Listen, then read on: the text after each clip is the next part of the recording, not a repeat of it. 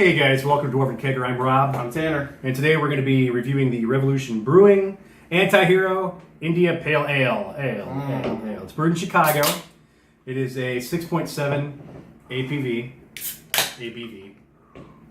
Not per, but by volume. Spilling this on my table. It's a decent beer.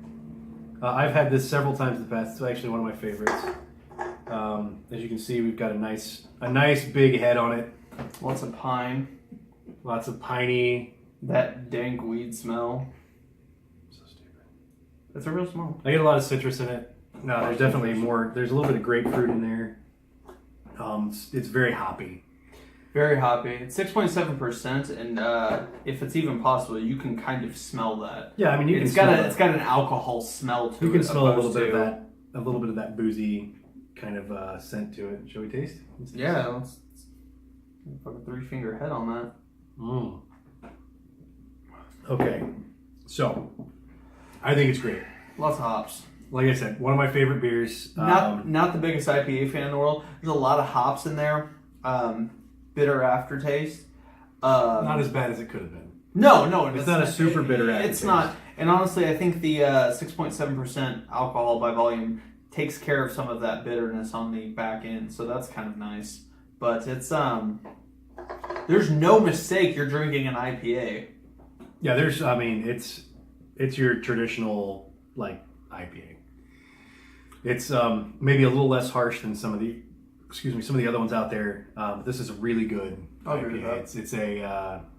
It's like I said, it's one of my go-tos. I mean, hops, bitter, fresh, pine, little bit of citrus. I mean, when you hear people talk about IPAs, they always mention those kind of things. But I mean, you really are getting all of those qualities in this beer. Most of them, yeah. Yeah, I mean, I don't think it's bad. The pininess, I'm not getting as much piney as you would think, as you would feel that you were getting.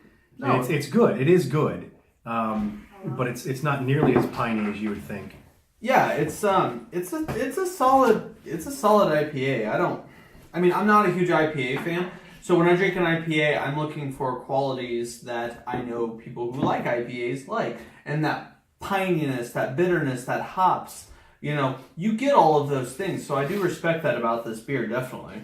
I enjoy it. Like I said, this is definitely one of my go-tos. Tanner has bought me this before for my birthday because he knows that it's one of the things that I enjoy to drink. I'm trying to drink till I want it. Yeah, well, I mean, hashtag. Drink till you want me. Yeah, I'm trying to drink till I want it. So I have some special news about Tanner. He's also a raging alcoholic. You can't prove it. For an IPA, though, legitimately, I would give it a 3.5. Out of 5. It's definitely a 4.2 for me. It's up there. It's a solid IPA. Yeah, it's a really good IPA.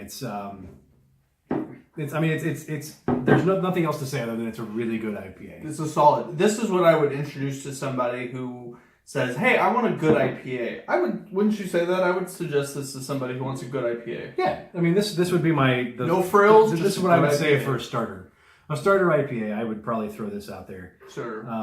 There's other IPAs out there that would work too, but this one is more of the all-encompassing kind of an IPA, and it's nice that we have something like this on the market because I bought this at Meijer. You can buy it at about any grocery store, and you can buy it for under $10. So I keep this stocked in my refrigerator. All the time. It's my. Who's the raging alcoholic?